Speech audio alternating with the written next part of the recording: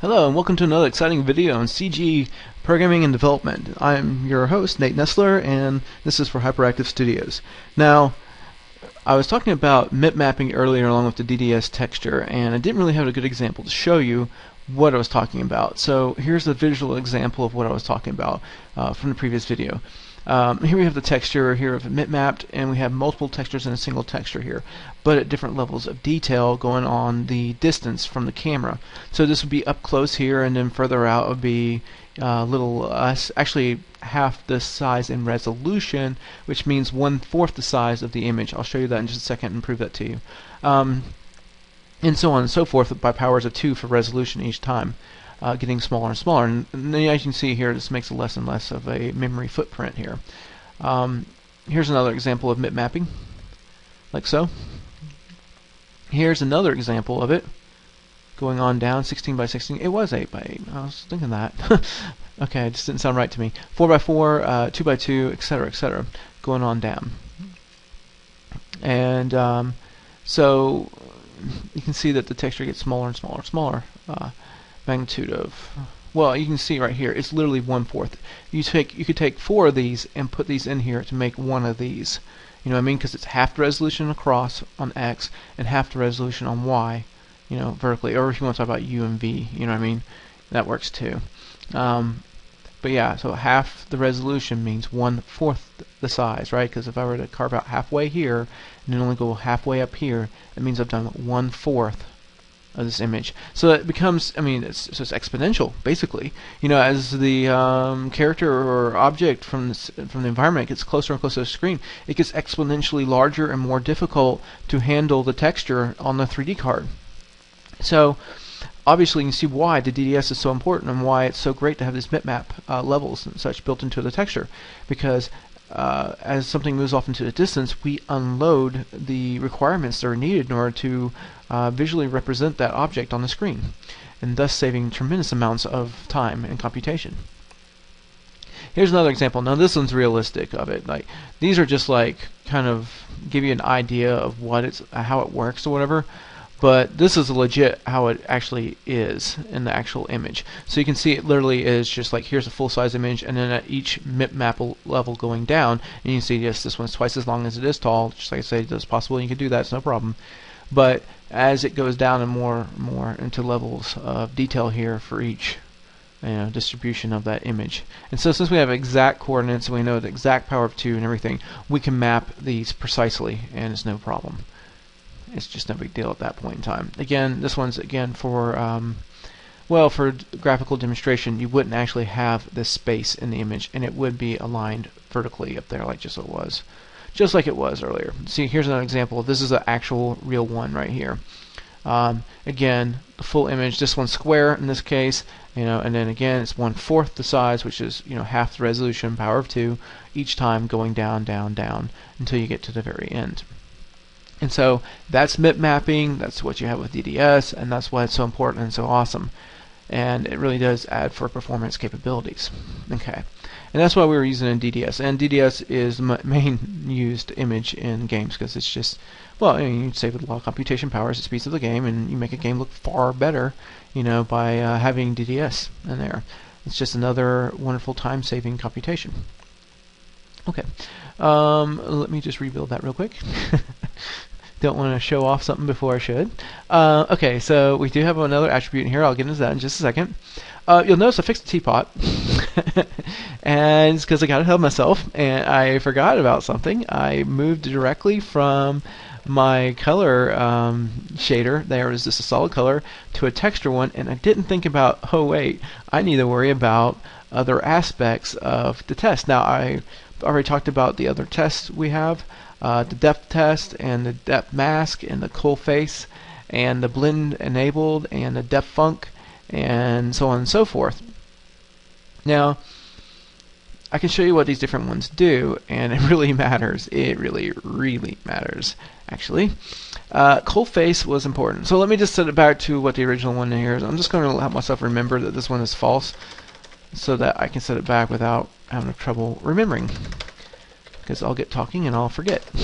I know what I'll do. Alright, so let's set that all to false real quick. And this is less than or equal to. That's what L equal means right there, real quick. Okay, so let's rebuild, compile. Okay, so now we're back to where we were before, and where we're seeing through this model, and it looks terrible, absolutely horrible. At first I thought it was the normals because, well, this could happen if the normals aren't facing towards the camera and are facing away, and you can see through the model like this, so I thought at first it was normals. But it's not. Instead, it's the actual cold face enabled is one of the problems. So if I set this to true real quick, and if I say rebuild, bam, oh my gosh, looks like we fixed it, right? Not quite. Check it out. I can still see the spout and the handle going through the model, and if I were to flip it around, like, well, so you can see not so good, right? Okay, so that's not what we want. I can set this to true real quick and show you what happens when you do that.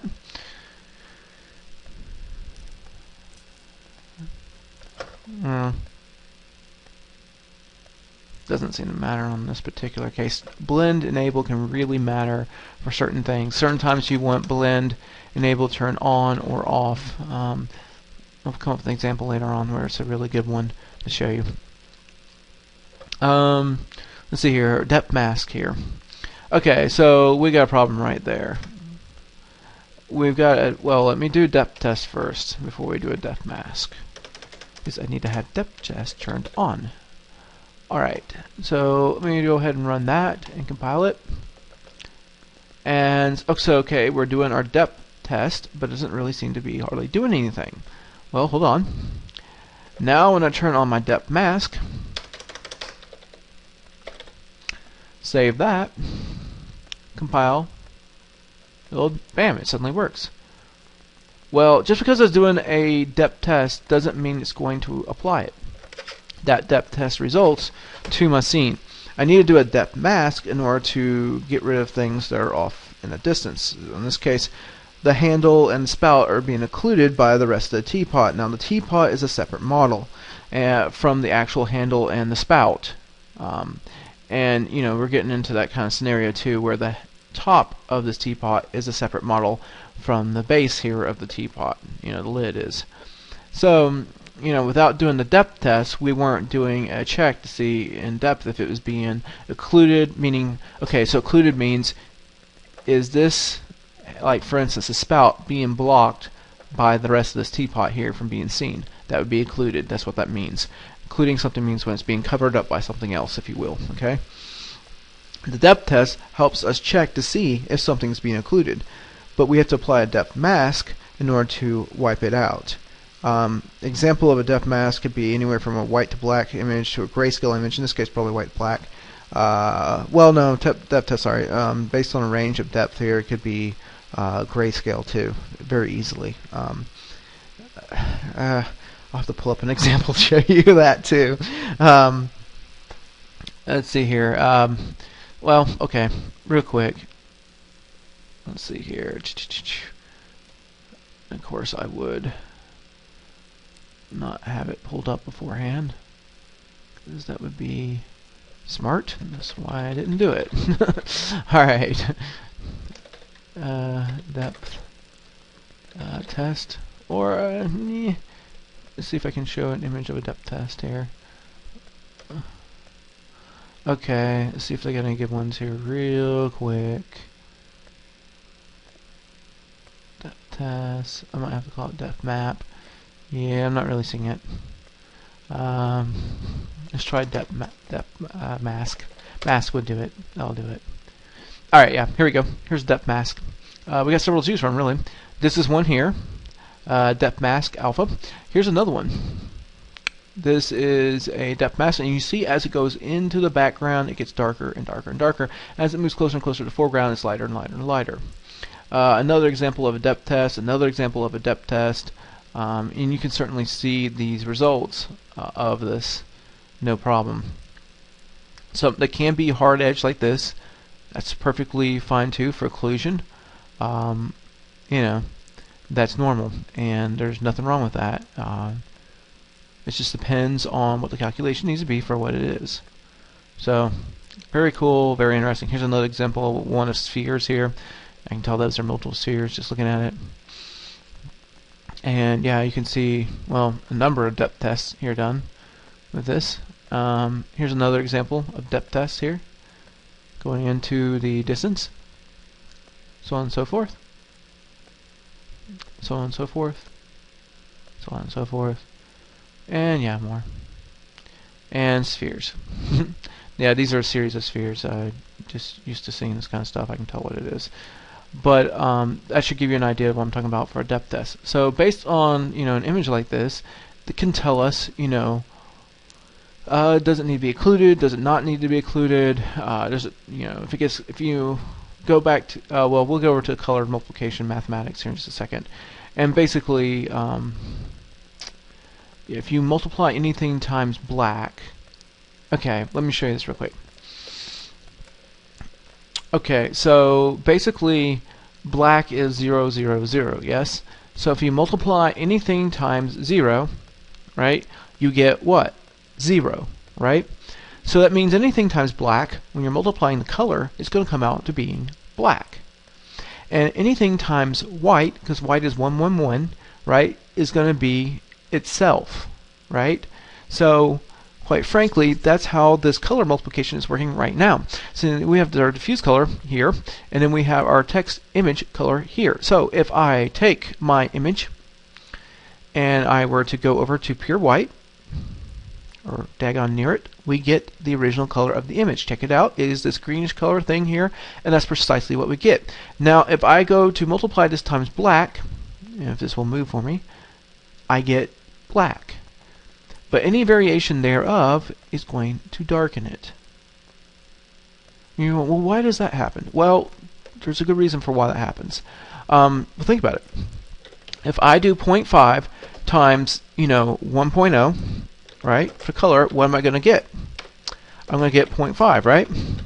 Because essentially, if you multiply something times a fraction or a decimal, you have basically divided it by a whole number. Point in case, if you divide something by 2, it's the same thing as multiplying it times 0.5. That's the exact same thing. So, and here I have taken a color and brought it down to half its intensity. So that's exactly what happens. Check it out. Whoa. A little too much there. Okay. So let's do that real quick. Let's take this down to half intensity. This is about 0.5. Okay, now I can be precise about this. And I'll just type in 0.5 for each value. And yeah, there's no guesswork here. We can get it exact. Okay, and that is precisely half tone value. And you can tell, yes, it is half the intensity that it was just a second ago. And then that's full intensity there. And if I go, and any variation thereof multiplied through is going to, reduce it accordingly by decimal values. So that's what happens when you multiply a decimal value, or these colors, times another color. And you get these different results here. Now I'm going to pull this thing in half because it's going to matter with some of these other mathematical operations.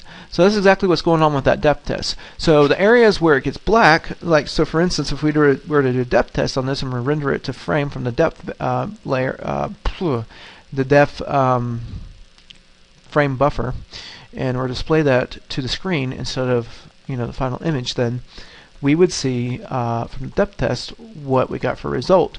In the case of this spout here, if it is behind this teapot, it would be black. And if it's multiplied times black, then that means it's not going to show. White's going to show up brighter than day, but things moving off to the distance are going to be not seen. Now this is going to be more of a hardcore black or white deal. Is it occluded? Is it not occluded? We're not doing like going off into the fog. If we had like something going off into a fog where we had to do some kind of depth test like that, then it's going to be a gradient, black to white type setup like you were seeing on some of the other ones, or other aspects having to do with some other type of calculations where it would cause some kind of gradient like that to occur on the depth test. So depending on what you're doing depends on what kind of result you're going to get for your depth test, for your mask, for your depth mask. Okay. In this case, we're just literally going black and white. Is it visible? Is it not visible right now? to be seen. And boy, did that make a difference. Alright, so real quick, let's switch over to some of these others. Real quick, for the color. Mathematics. Alrighty. Now, I'm going to go ahead and save, and I'm going to rebuild, compile. Whoa, what just happened? Well, what just happened is we divided. Yes, you can divide color, believe it or not. It is possible. And as you can see, I've reduced my diffuse color on purpose to deal with this. If I go on down, like so, it's going to get black, it's going to go to white. You're going to get weirdness happen. It does not react the same way as you would expect it to from a multiply standpoint. Your colors are inverted for first off. You notice it went from green, so whatever the opposite of green is pretty much what you're going to get for color on the color wheel. So you get this weird, you'll see this effect all the time in Photoshop or GIMP or I don't know, other things too. Like you'll see it sometimes in some games or like certain type of vision or something like that. I mean, you could give it like predator vision if you wanted to with some of these techniques and things of that nature. You could do, I don't know, all kinds of trippy effects or whatnot for doing this kind of stuff. It's really no big deal. It's quite simple to do these. Alright, so there's divide. And who knew math would have been so much fun. Alright, so here we go. We rebuild and compile. So we rebuilt it.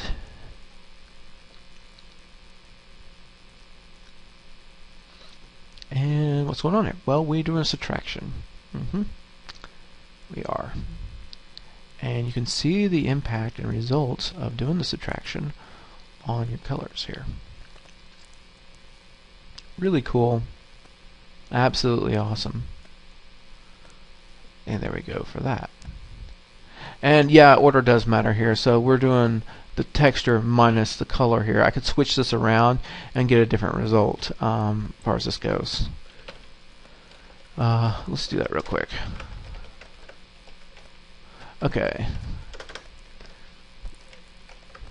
I am lazy. I'm not typing that out again.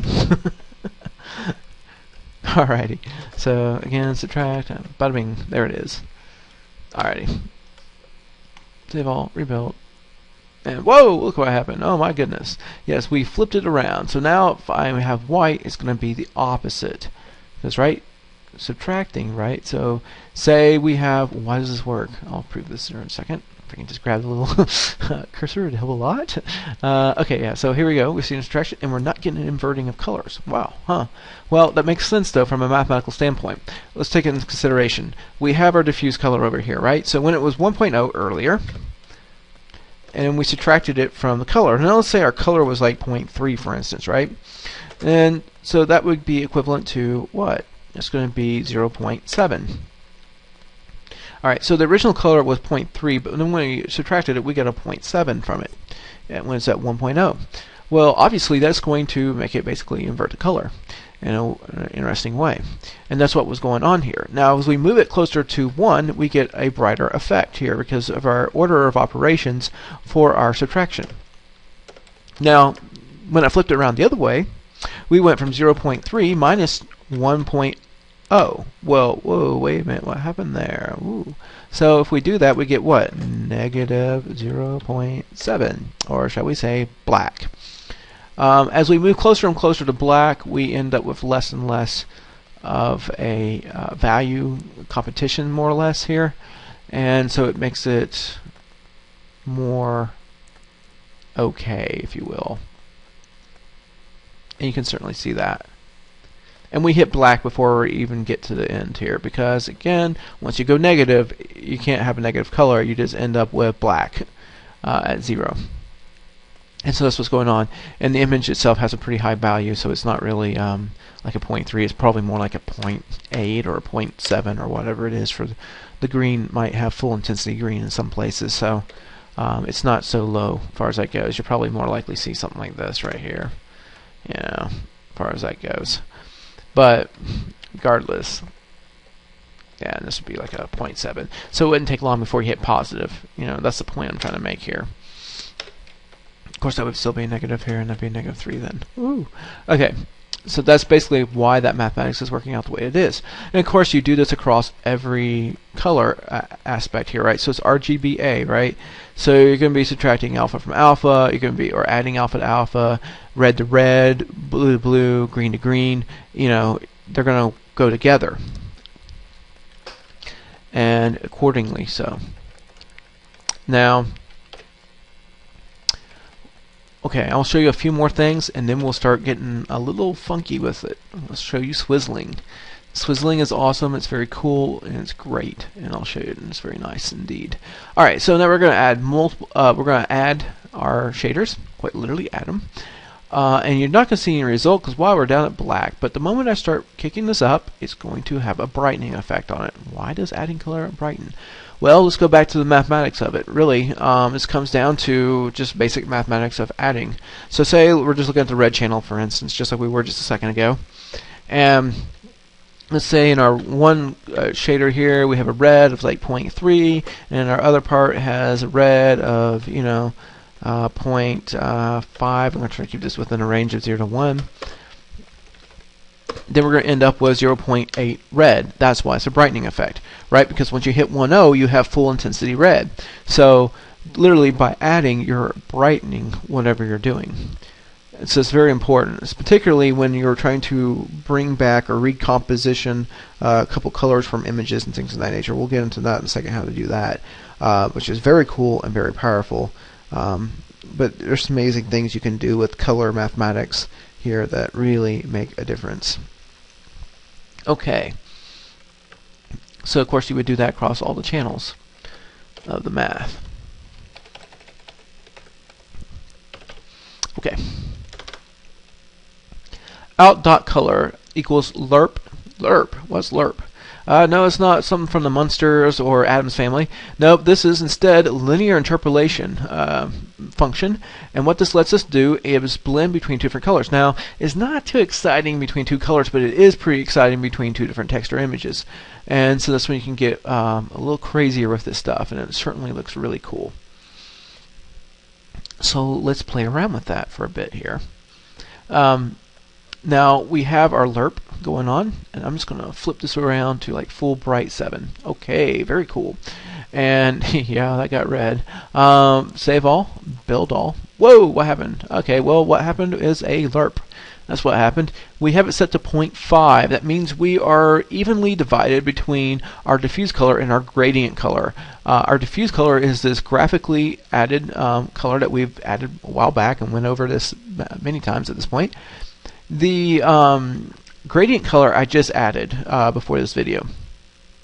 And if we look at const float 4 here, just like right here, so we're doing what? A uniform color. Yep, you got it. Gradient color colon color here. And we're doing string UI widget equals color, just like before.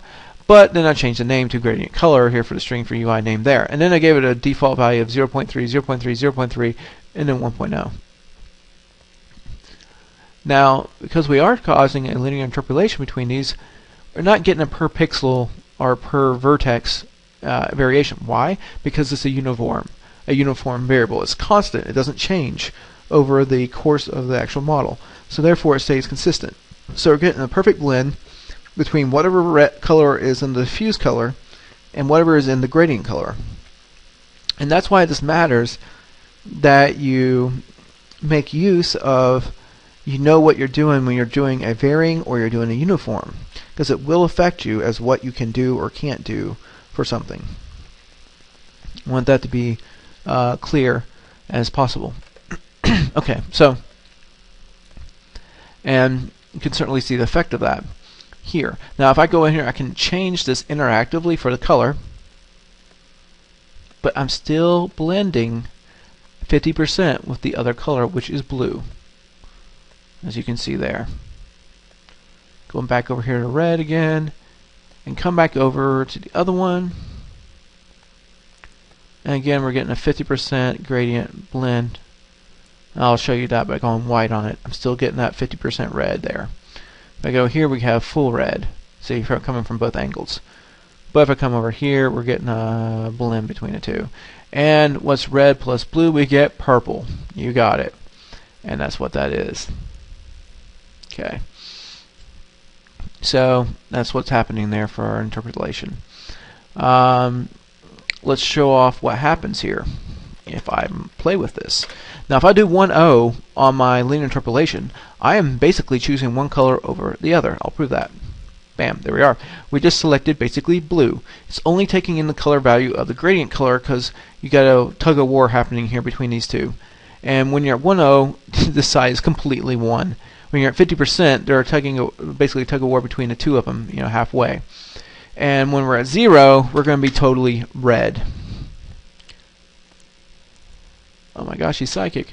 Yes, it's red. That's right. I'll tell you what you were just thinking. You were thinking I'm not psychic. Alright, so proof point. So here we are with this whole setup here for our blending, for our linear interpolation. And there it is.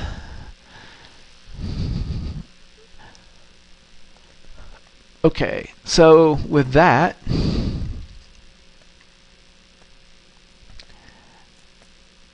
that is our lerp. Alrighty, and I'll show you some more capabilities here. Oh, swizzling. Don't forget about swizzling. Right. Okay, so let's do some swizzle tricks. So what is swizzling? That's a really cool sounding term, and it is extremely useful. It's something you can only do in 3D languages. It's not something you can do in C++. It's extremely powerful, and it's awesome to every degree of the imagination. So this is going to sound strange, but I am literally going to rearrange the colors on this texture on the fly here with my output color. And that sounds crazy, but that's what I'm going to do. So I'm going to do RBG, save all, rebuild, compile, analyze, and I might need an A in there. Yep. So what did I just do? Whoa, what happened here? Like going, oh, that's the way it should be. No, no, no, no, it's not. Here, RGBA. Prove it. That's what it should be. You're like, well, what on earth just happened? Well, basically what just happened is I just swapped my green and blue channel. So now, where the blue is going to the green channel and the green is now going to the blue channel, I can mix this all up here. I could do red, blue, green in reverse order. There we go. Now we're doing it in reverse. So swizzling lets you do that, no problem. Now, even cooler, I can grayscale this real quick by doing RRR, and that'd be red channel to red, green, and blue.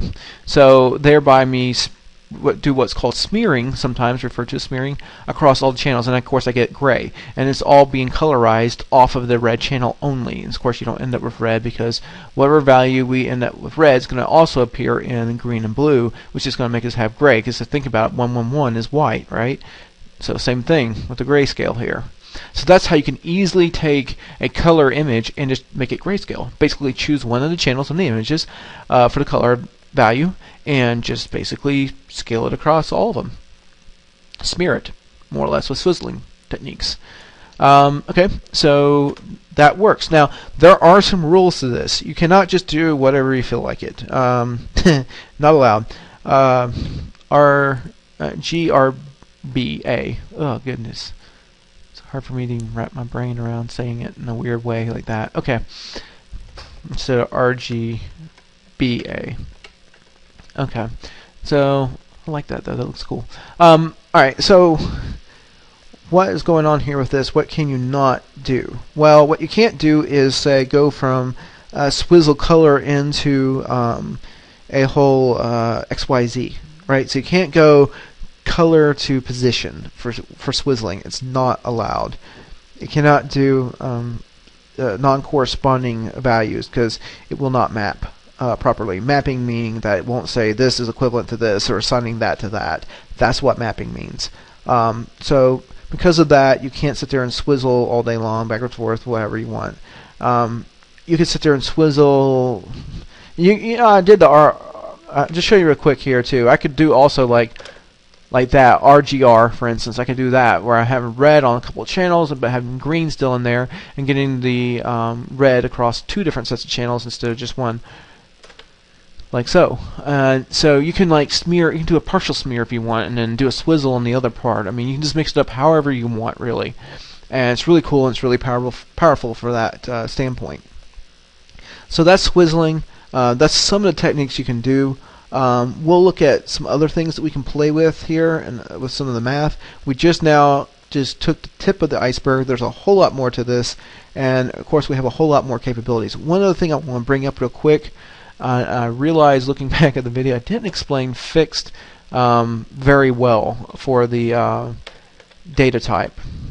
Now fixed, depending on the profile you're using, can matter for its range. It can anywhere be from like -1.0 to 1.0 for a range, and thereby having fixed, of course, with that short range, and that works for a lot of things. Think color, for instance. Color only is between 0 and 1, right?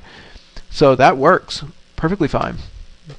And there's a lot of other things that are clamped between, and clamp means fixed range here, is basically what that means, between -1 and 1. Another one you could have here is, if you're on some of the other profiles, you can get away with fixed for a -2.0 to 2.0. So that's another possibility, depending on what profile you are using as to which one you can get away with. And that really does actually make quite a bit of a difference.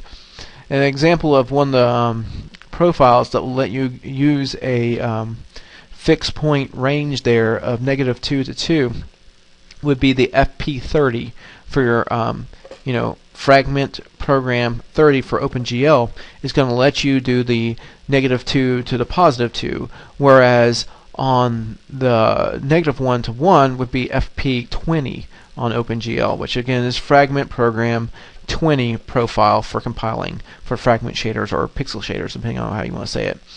And so you can see a difference there. You can only do -1 to 1 on a fragment program 20 profile 2.0 really, or fragment, but you can do a -2 to 2 fragment program for 30 for that profile. So if you're going to an older card, this means that you have to be careful about this. If you're trying to go to older cards with the same shader, you may have to change up your ranges for your fixed variables, because it doesn't span across all the different generations of the cards for the same value for fixed in particular.